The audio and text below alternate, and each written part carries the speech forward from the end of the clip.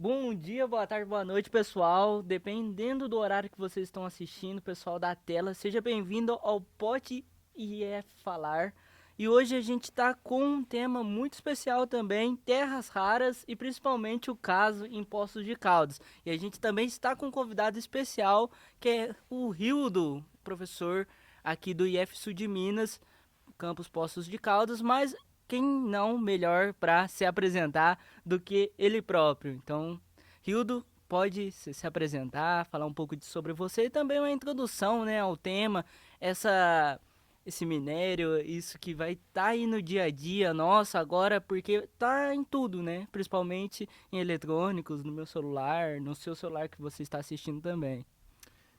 Bom dia, boa tarde, boa noite a todos que nos assistem.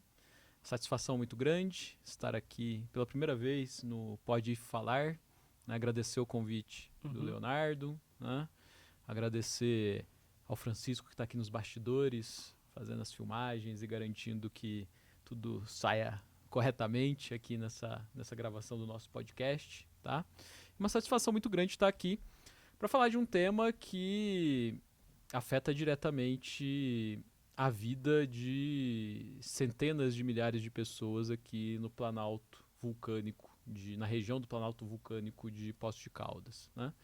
Bom, meu nome é Rildo, eu sou professor aqui do IF Sul de Minas, Campus Poços de Caldas, desde 2022, mas eu estou no IF Sul de Minas desde 2013, né, Uhum. primeiramente lá no Campus Passos. Fiquei no Campus Passos até 2022. 2022 vim aqui para o Campus Poços de Caldas, onde eu leciono disciplinas nos cursos integrados, é, no curso de licenciatura em Geografia e no curso de Gestão Ambiental. Eu sou formado em Geografia, graduado, tenho graduação em Geografia pela Universidade Estadual de Londrina, tenho mestrado e doutorado em Geografia pela Universidade de São Paulo, né? E tenho uma carreira aí na docência que já vai chegar no ano que vem em 18 anos, né? E além disso, eu faço pesquisas é, na área da geopolítica do capitalismo e mais recentemente estou me interessando bastante dentro dessa perspectiva da geopolítica do capitalismo em analisar principalmente os impactos ambientais, né? Então estou trabalhando aí com um conceito que dentro das ciências do sistema Terra vem sendo trabalhado bastante, que é o conceito de antropoceno, né? Alguns preferem chamar antropoceno, outros capitaloceno, que seria uma nova época geológica, né? Que surgiu aí a partir da intensificação dos impactos das atividades humanas. Inclusive há um grupo de pesquisas que a gente está em início de formatação, né, aqui sobre essa temática. E então por isso que, entre outras coisas, a questão das terras raras interessa bastante para a gente, né? E eu acho que é um tema que nos faz pensar, né? Nos faz refletir sobre o impacto da necessidade de novas áreas de mineração para garantir matérias-primas para a maior parte dos bens tecnológicos que a gente tem hoje, né? Então, até que ponto vale a pena, até que ponto não vale, quais os impactos, que são coisas que raramente se discute quando se falam desses chamados minerais críticos, né? A única coisa que se fala é que Uhum. tem que minerar, tá? Só que há outro lado, que é discutir os impactos socioambientais desse processo, isso fica um tanto quanto escanteado, sendo que eu considero que esse deveria ser, na verdade, um dos pontos principais a serem debatidos sobre essa questão. Sim, você já levantou ali, né, um resumo da importância do dia a dia, mas assim, como alguém que nunca ouviu falar em terras raras, que viu um vídeo ali, um tema ali, viu o título, se interessou, clicou no vídeo ou está escutando, o que que é terras raras no final das contas? Tá, vamos lá. Primeiro nome, terras raras. Terras raras não quer dizer que são minerais raros, tá? Na verdade, eles são minerais abundantes na crosta terrestre. A questão é que eles são difíceis de serem minerados. né? Uhum. Essa é por isso que vem aí a raridade, né? Porque o processo de mineração desse tipo de material é muito complexo, né? As terras raras são um conjunto de minerais, tá?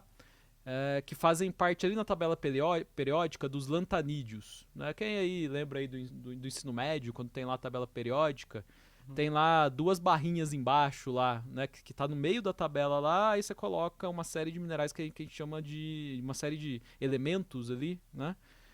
Químicos que se chamam lantanídeos, tá? Então esses minerais fazem parte desse conjunto de lantanídeos. Por que eles são difíceis de minerar? Porque é difícil fazer o processo de separação, Uhum. tá? Então o processo de separação é extremamente complicado. E aí já começa um primeiro ponto, porque é isso que faz com que eu tenha tantos impactos no processo de extração desses minerais, certo? Então são esses lantanídeos, eles são difíceis de serem separados, por isso que, né, há um impacto muito grande no processo de extração. E qual que é a importância deles, né? Já associando com a questão dessas novas tecnologias, né? Como por exemplo smartphones, né? Computadores, enfim. Porque esses elementos, né, esses minerais que são extraídos, eles são fundamentais para, por exemplo, produzir chips de computador. Uhum. Tá? Então, os chips estão em todos os lugares, estão aqui nos celulares, enfim. Então, a produção dos chips de computador é altamente impactada, necessita desses minerais. A tela touch, né? O que mais? Ímãs, né? Os minerais das terras raras, eles fazem são matérias-primas para se fazer ímãs que têm maior durabilidade, Uhum. né? Então, eles são fundamentais, por exemplo, para as pás de energia eólica. Né? Então, aquelas grandes pás de energia eólica, elas funcionam, o processo de produção de energia é a partir desses ímãs que estão ali. Né? É o acionamento desses ímãs que gera a energia. Tá? Então, o vento aciona a pá, que faz com que tenha um ímã lá dentro, e esse ímã girando ali é que vai provocar a geração de energia elétrica. Tá? Então, eles são fundamentais para se construir esses ímãs que têm maior durabilidade. Tá? Também nas baterias dos carros elétricos. Então, eu tenho uma série de tecnologias aí que, inclusive, uma das propagandas das mineradoras de terras raras é justamente associar as terras raras a esse movimento de transição energética, Uhum. né, da gente sair dos minerais, dos combustíveis fósseis para formas alternativas, como, por exemplo, a energia eólica, tá? Então, uma das propagandas é essa: olha, essas terras raras são fundamentais para se fazer essas pás de energia, esses ímãs que vão ser fundamentais para gerar energia, uma energia teoricamente limpa, tá? Que não impacta na emissão de gases do efeito estufa. Então, basicamente, as terras raras têm essas características. E tem mais uma característica que as mineradoras, quando fazem a propaganda, também não costumam falar muito. Essas terras raras são fundamentais para produzir armas.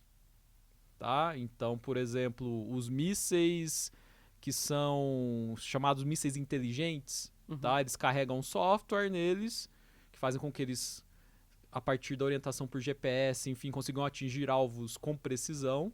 Esses mísseis, eles são fabricados a partir de um dos componentes deles, né? São os minerais das terras raras. Os óculos militares para enxergar à noite, óculos de visão noturna, também tem esses minerais. E os drones. Os drones que, para quem está acompanhando, por exemplo, o que está acontecendo na guerra na Ucrânia, né, entre Rússia e Ucrânia, quem está acompanhando, principalmente vídeos que estão ficando famosos aí no YouTube, enfim, está vendo vários soldados sendo atacados por drones. Né? Esses drones, para a fabricação desses drones, uma das matérias-primas essenciais também são as terras raras. Tá? Então, esse aqui seria um panorama geral do que são as terras raras e as suas aplicações hoje. Sim.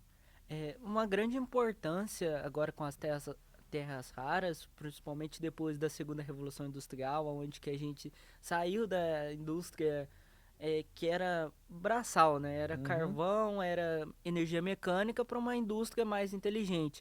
A partir de quando que foi subindo essa importância e qual que é a importância hoje, econômica para um país? Fala um pouco sobre a história mesmo das terras raras e o desenvolvimento. Tá, vamos lá. É, As terras raras, elas vão se tornando cada vez mais importantes a partir daquele processo de reconversão tecnológica que a gente tem ali nos anos 70, 80, tá? Que cada vez mais eu vou empregando as chamadas novas tecnologias informacionais, certo? Uhum, Então, nos anos 80 ali eu começo a popularizar, principalmente na Europa, nos Estados Unidos, no Japão, os primeiros computadores pessoais, sim. tá? Daí depois vem a popularização da internet. Aqui aí a gente vai colocar aí para o mundo inteiro, a popularização da internet ali a partir dos anos 90, tá?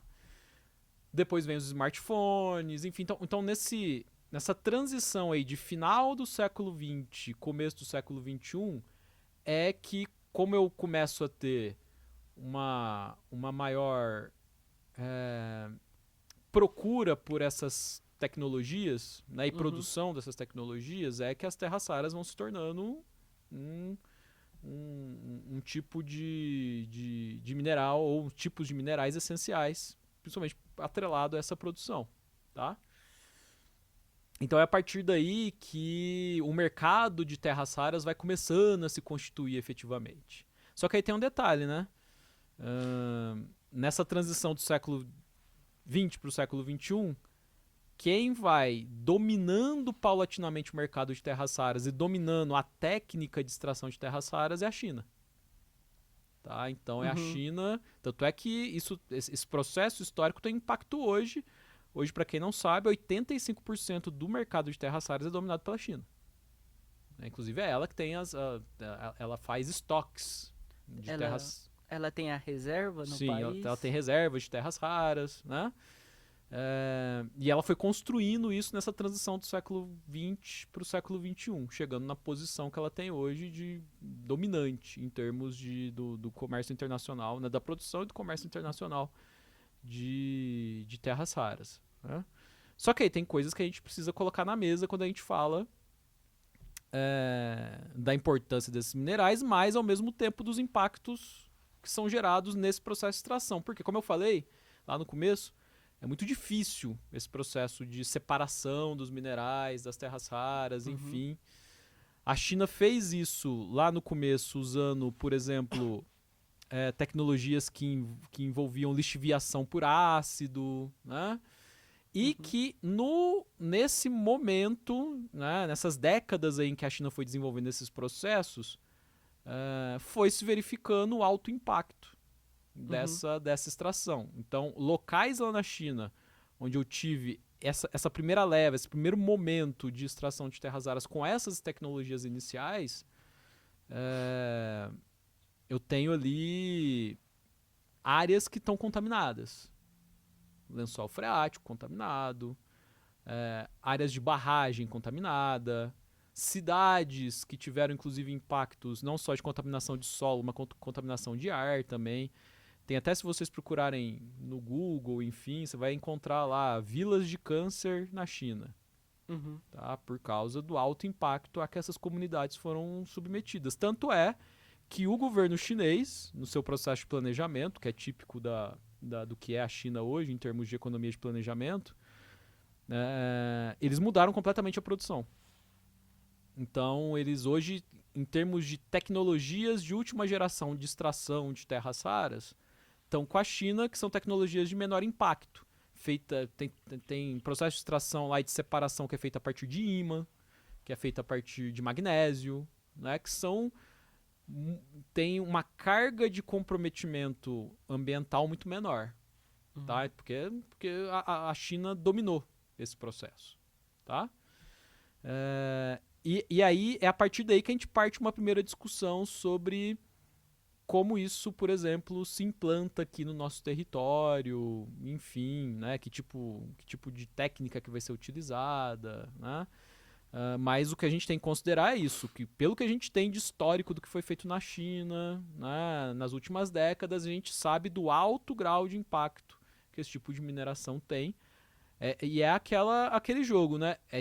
é extremamente necessário para essas tecnologias, mas ao mesmo tempo, no outro lado da balança, eu tenho os altos impactos socioambientais a que certos territórios são submetidos a partir disso, né?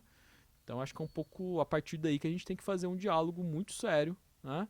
Porque, entre outras coisas, depois a gente pode discutir isso um pouco melhor, há hoje já outras possibilidades de extração desses minerais que não envolvam efetivamente eu ter que abrir novas lavras.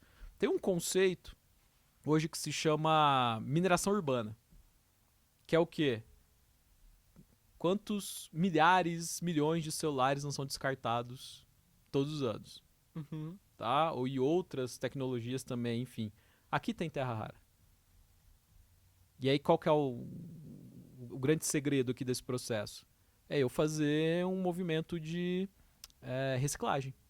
Sim. Né? Então, a partir disso que se chama mineração urbana, da reciclagem desses componentes aqui, eu consigo extrair terras raras. Né? Então, é esse movimento que a gente também coloca na mesa também como possibilidades que não sejam só eu ficar a todo momento abrindo novas lavras, enfim. Né? Mas, assim, como está hoje, realmente nós temos uma necessidade absurda desses componentes, tá? Desses minerais, até pela lógica de produção a que a gente está submetido. E aí tem um outro debate também sobre até que ponto a gente vai continuar sustentando essa lógica de consumo, por exemplo. Uhum. Já adianto aqui, é altamente inviável um mundo em que milhões e milhões de pessoas, ou centenas de milhões de pessoas, ou chegar a bilhão de pessoas, troquem celulares todos os anos. Ou troca a cada 2 anos. Né? Então, tem várias coisas aí que envolvem essa necessidade absurda que a gente tem desses minerais, e há uma série de questões aí que a gente tem que discutir, que se interrelacionam para a gente entender efetivamente esse problema, essa questão, né, das terras raras. Certo. Você falou muito, né, antes da gente vir para nossa região. Uma reflexão que eu queria trazer, assim como o petróleo no século XX, as terras raras pode ser um combustível geopolítico, pode ser a moeda da nova geração, podemos dizer assim? Pode ser, tá? As terras raras elas podem chegar nesse ponto,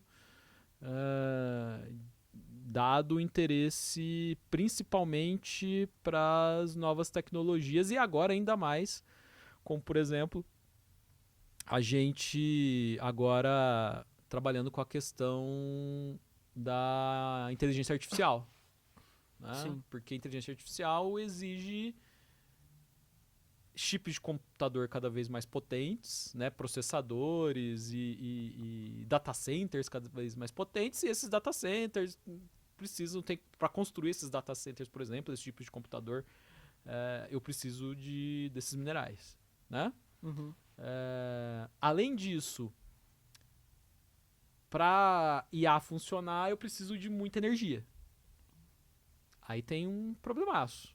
Teve até algumas notícias, né, de tipo empresas alugando por anos energia nuclear para Sim, manter um data center. sim, O data center ele tá do lado da usina, e a sim, usina que tem capacidade de abastecer milhares de pessoas para abastecer apenas o data center ali, e toda a economia, né, de transportar a energia que eles utilizam para essa inteligência. Então, o mundo está se voltando para terras raras, para informação, e também questões de defesa uhum, nacional. Então, todos os países estão de olho nesse. E o Brasil, ele pode ser, por exemplo, ele pode ser o top um na extração, lógico, né? Respeitando uhum, todo o ecossistema que tem uhum, da natureza, do ser humano, e também não se prejudicando a longo prazo. sim. Ele tem essa visão, na sua opinião? Ele pode retomar sua grande, ser grande nesse ramo? Essa é a questão. É,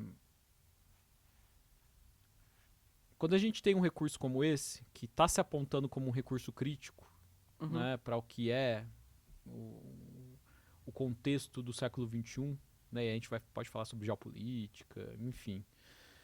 Assim como foi o petróleo no século XX, né? As terras raras talvez, né? Até porque por causa das mudanças climáticas, por causa do aquecimento global, não tem como escapar da gente diminuir absurdamente a dependência de petróleo. Sim. Né? Então o petróleo talvez ele perca espaço, mas assim, o lobby é muito grande, como a gente viu na COP, né? Que está acontecendo lá em Belém. Tem um lobby muito grande, inclusive no relatório final lá, excluíram um compromisso para diminuição da dependência de combustíveis fósseis. Né? Então ainda tem um lobby muito forte, porque petrodólar, os dólares que envolvem a indústria do petróleo é gigantesca. Né? E ainda tem muito poder político. Tá? Então, talvez ao longo do século XXI aí, as terras raras meio que, né, se coloquem como um fator primordial, assim como outros minerais críticos também, como o lítio, por exemplo. E aí vem a questão de como o Brasil se coloca nesse arranjo. Né? Porque, historicamente, nós sempre nos colocamos como um país fornecedor de matérias-primas para os países centrais. Né? Então, o Brasil é um país que é uma ex-colônia, né? Que se formou enquanto uma colônia que basicamente exportava matéria-prima, né? Ao longo de todo o seu período colonial.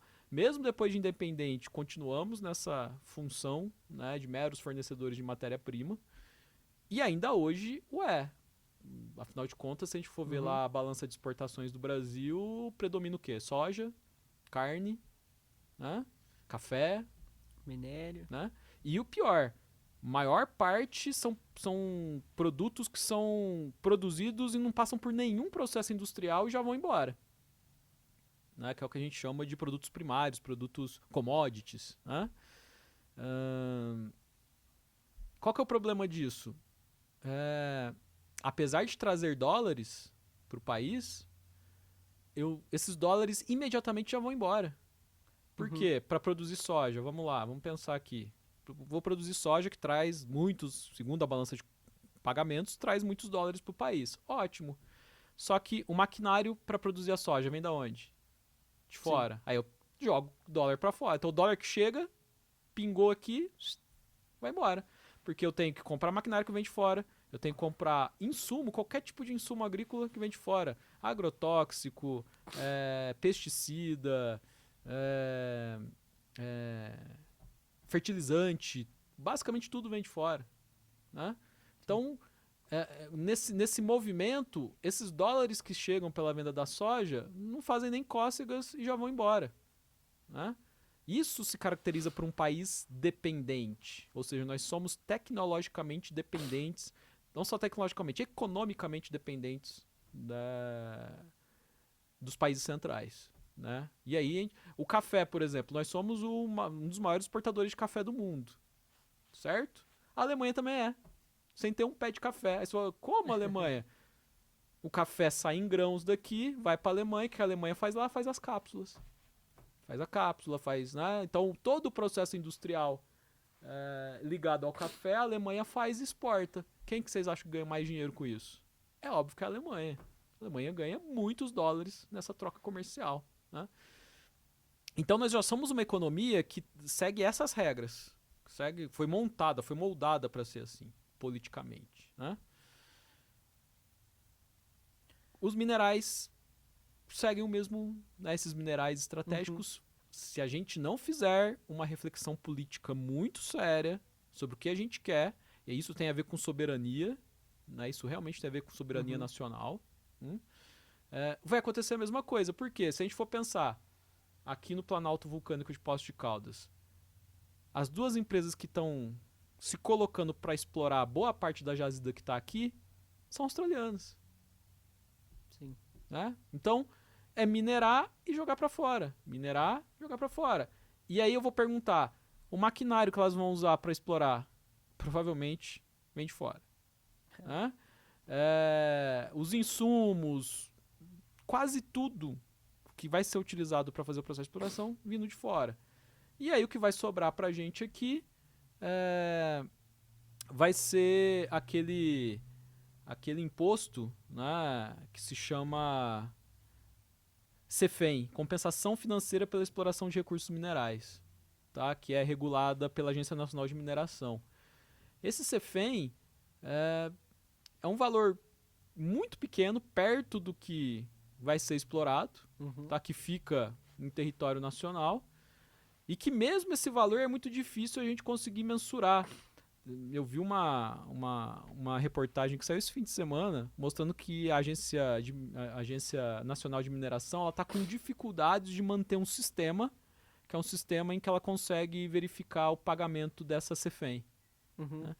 E esse sistema ele é importantíssimo por quê? Porque eles viram que a partir do sistema, a partir dos pagamentos, enfim, 70% das mineradoras não fazem o pagamento dessas CEFEM sem serem questionadas, né? Então não é algo, não tem que pagar, não, só quando chega o papelzinho lá para eles, você tem que pagar isso aqui, tinha esquecido de pagar, né?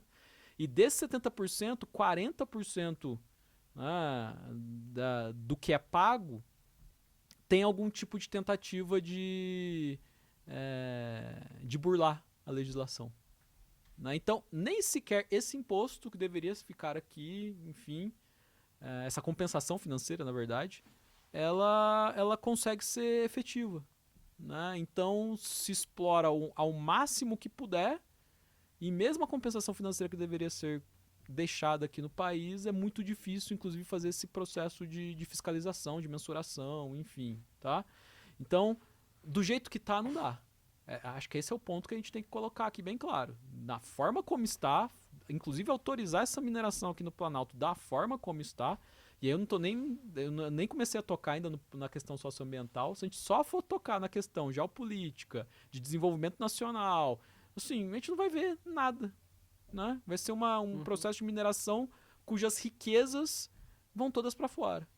Né? E o que deveria ser um bem, né? E isso é um bem de todos os brasileiros, né? O que está aqui no país são bens, né, dos brasileiros, que poderiam ser revertidos no processo de desenvolvimento nacional, a gente não consegue fazer isso. Né? Então, há que se pensar seriamente num plano nacional para as terras raras. E isso tem que ser feito com uma certa urgência. Tá? Até para que a gente não perca essa janela de oportunidades, certo? De colocarmos a questão das terras raras como uma questão de soberania nacional. Isso é fundamental. Certo.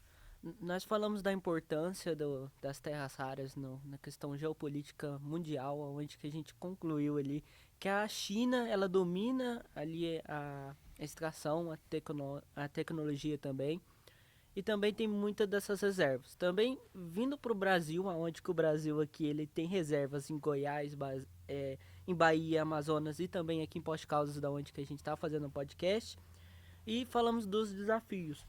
Aqui em Poços de Caldas é uma cidade historicamente que é localizada ali na região de uma cadeia vulcânica e é onde que tem várias mineradoras, onde que a economia se desenvolveu.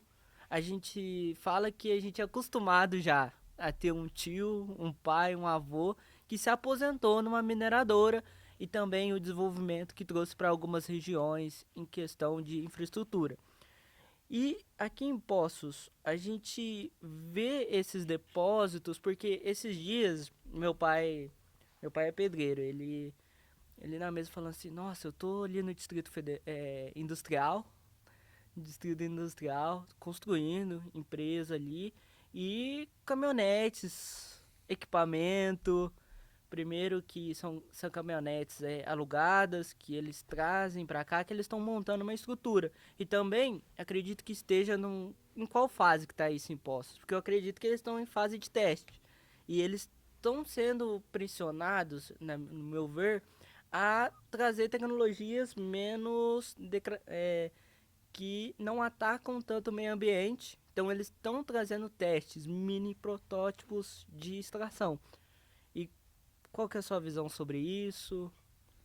Bom, por enquanto ainda está na fase do licenciamento, tá? Tanto é que foi feito um pedido de vista recentemente aqui do órgão ambiental estadual, né, aqui de Minas Gerais, porque ainda tem muitas coisas que não estão claras no próprio relatório de impacto ambiental, né, apresentado pela empresa, tá? Ou pelas empresas, as duas empresas que estão concorrendo, né, pelas áreas de mineração de terras raras aqui no Planalto vulcânico de Poços de Caldas. E aí, qual que é a grande questão, né, que quem está se colocando criticamente a esse projeto aponta? Que o que está descrito nesses documentos oficiais apresentados pelas empresas tem várias lacunas. Então, eu tenho muitas lacunas sobre o processo minerário em si, sobre a contenção dos impactos, né? Porque assim, essa mineração ela tem um mais alto grau de impacto socioambiental, tá? Que é o nível 6. Então, os cuidados têm que ser extremos, né? E a forma como está descrito nos documentos apresentados deixa muitas lacunas referente a como o que vai acontecer com os rejeitos, né? Como é que esse rejeito vai ser tratado, sobre a questão da utilização de água, porque se utiliza muita água, né? E nós já estamos numa cidade ou numa região que já está começando a sentir os impactos do aquecimento global, né? Em que o regime de chuvas está ficando muito desregulado. Então, sim, eu não preciso nem apresentar gráficos aqui. Quem acompanha o dia a dia aqui da região sabe o que vem sendo a questão do regime de chuvas nas últimas décadas. Né? 2024, que foi ano passado, a gente beirou aqui o racionamento. Quem acompanhou aqui viu ali as bombas sendo acionadas ali na represa Saturnino para conseguir pegar água lá do fundo da represa, do fundinho lá que estava restando de água, porque a gente teve a maior seca da história do Brasil, de acordo com a CEMADEM. Né? Então, não há ali nos documentos clareza sobre esse processo de utilização da água. Né? Só vão utilizar os reservatórios da cidade. Ok. Mas nós já temos um problemaço de, como 2024 mostrou pra gente, qualquer ciclo em que eu tenha uma seca mais severa, e assim, as pessoas podem até falar, mas o evento que aconteceu em 2024 vai acontecer, sei lá, só daqui 30 anos. Não. De acordo com o que a gente tem de modelos dos impactos do aquecimento global, e aqui inclusive em termos regionais, esses momentos, esses eventos extremos, eles vão ficar cada vez mais frequentes. Então uma grande seca como acho que foi em 2024, ela pode acontecer perfeitamente daqui a 5 anos. Um evento como esse que a gente historicamente tem como regulação, né, de que ele acontece a cada 30 anos, ou acontecia a cada 30 anos, 40 anos, agora acontece uma vez a cada década, 2 vezes a cada década. Né?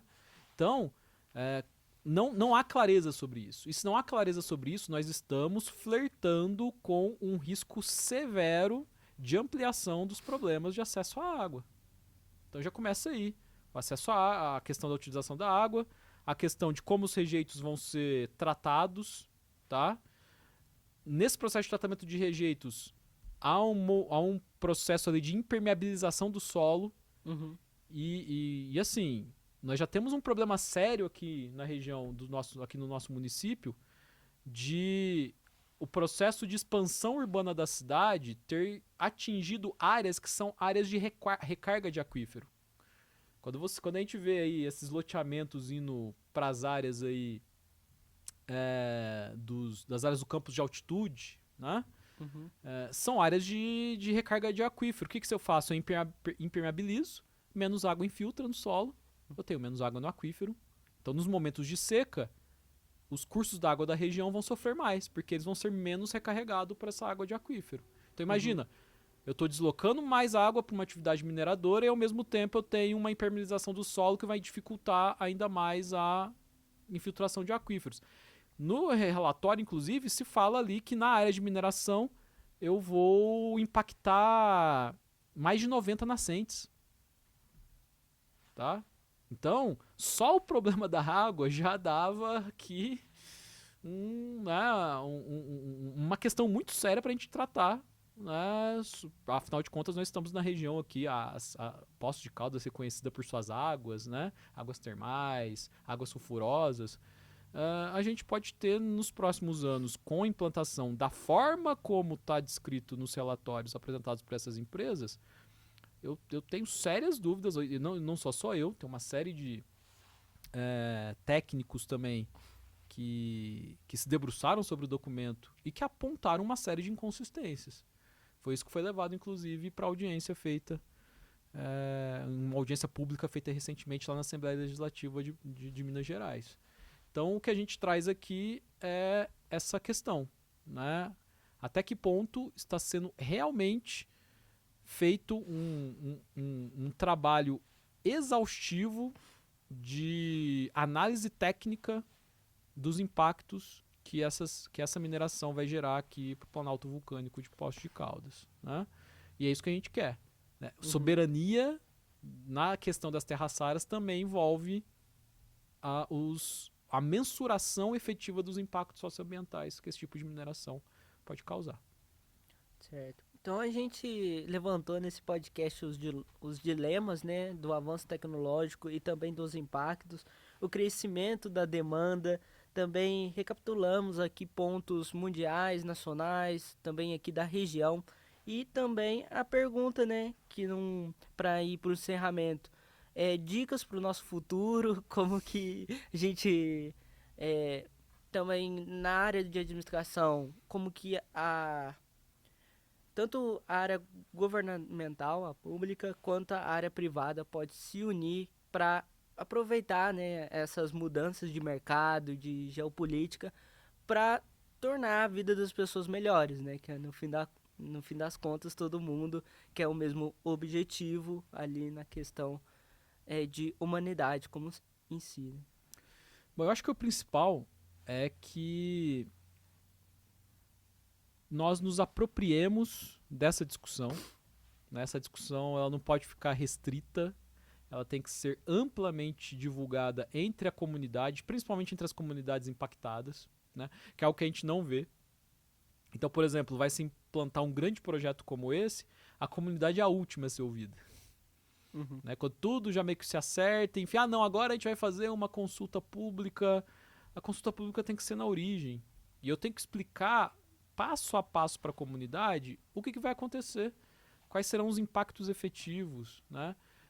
Como isso vai mudar a vida dessa comunidade. Né? Muitas vezes se apresenta só um lado. Não, vai gerar emprego, vai começar a circular mais dinheiro, eu vou recolher lá o CEFEM, que é a contribuição pela exploração, né, dos recursos minerais. Então, vai chegar dinheiro para a cidade por essa via. Só que se ressalta a todo momento, ou então se fala do que são as terras raras e o que elas são importantes para a transição energética, ótimo, né? Só que não é colocado no mesmo plano os impactos efetivos, de que é uma mineração de risco de grau 6, que é altamente elevado, que eu posso ter impacto na água, que eu posso ter impacto em impermeabilização do solo, que do lado de um bairro onde moram 60 mil pessoas aqui em Poços de Caldas, eu vou ter lavras, tá, de 40 metros de profundidade, e que isso, entre outras coisas, gera poeira, né, e que essa poeira pode impactar efetivamente a vida dessa comunidade durante um bom tempo. Né? Então tem uma série de questões que ficam quase sempre em segundo, terceiro, quarto, quinto plano, e eu só falo não, porque vão gerar empregos, porque isso é importante do ponto de vista econômico. Só que, inclusive, nessa questão econômica não se fala, por exemplo, que do jeito como está formatado o negócio hoje, desse tipo de mineração, pelo menos aqui no Brasil, boa parte desse dinheiro sequer fica aqui no país, né? Por serem mineradoras estrangeiras, porque nós não temos uma indústria nacional que faz maquinário para essa mineração. Então, o que vai chegar, o que o que fica de dólares aqui do processo de venda desses minerais vai embora no segundo seguinte, porque eu tenho que comprar material que vem de fora, eu tenho... Uhum. Então, esse tipo de coisa tem que ser discutida para que a gente realmente faça um planejamento estratégico que envolva as instituições públicas, que envolva o Estado brasileiro, que envolva as empresas privadas interessadas no processo de exploração, mas que isso seja feito dentro de um plano nacional de soberania em relação aos recursos minerais. Né? Isso vale para as terras raras, isso vale para mim, para qualquer recurso mineral que saia aqui do país. Né? Porque só assim a gente vai garantir uma exploração desse tipo de recurso que traga efetivamente, ou que tente trazer efetivamente, desenvolvimento nacional.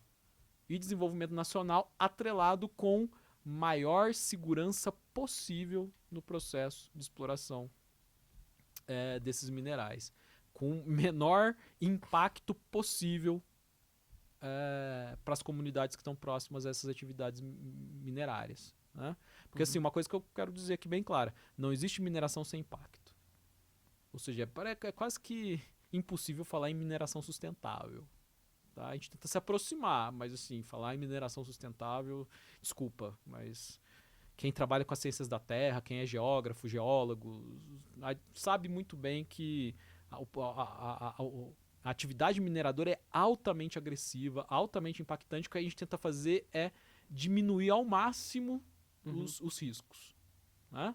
E assim, gente, quando a gente trabalha com uma atividade mineradora que relativiza riscos, a gente chega em Mariana, a gente chega em Brumadinho. Né? O que aconteceu em Mariana e Brumadinho foi de uma mineradora gigantesca, que é a Vale, né?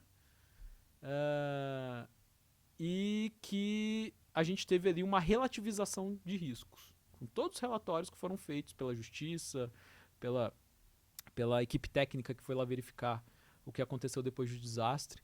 E o que a gente teve ali foi uma paulatina flexibilização do manejo dos riscos.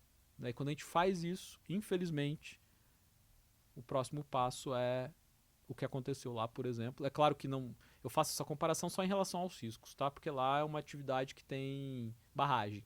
A de terras raras aqui não vai ter barragem.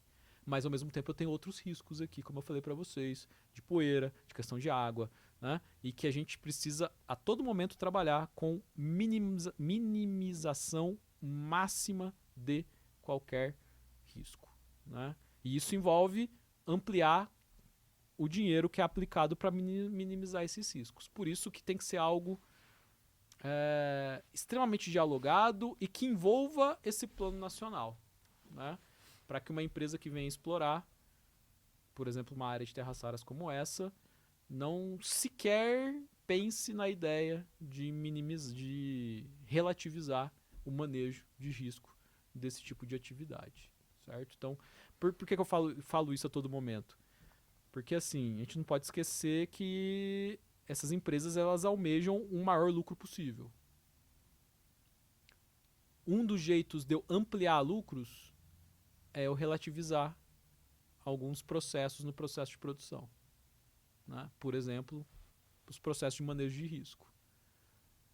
Por que eu falo sobre isso? Porque a gente vive num país que teve diversos chamados desastres, que eu não chamo de desastre, porque desastre é uma coisa que seria inevitável, né? Não, ali foram quase que crimes, né? Porque ocorreram sinais para mostrar que os riscos estavam sendo relativizados. Tudo em nome de uma diminuição de custos para ampliar lucro. Né? Então, por isso que é fundamental que nós, sociedade civil organizada, Estado brasileiro, né, que nós consigamos efetivamente produzir um plano nacional de soberania da mineração. Acho que isso é fundamental. Só assim que a gente vai conseguir efetivamente usar esses recursos para o processo de desenvolvimento nacional. Pessoal, acredito que deu para tirar bastante conteúdo do Hildo. alguma rede social, caso alguém queira entrar em contato, também conversar com você sobre esse assunto.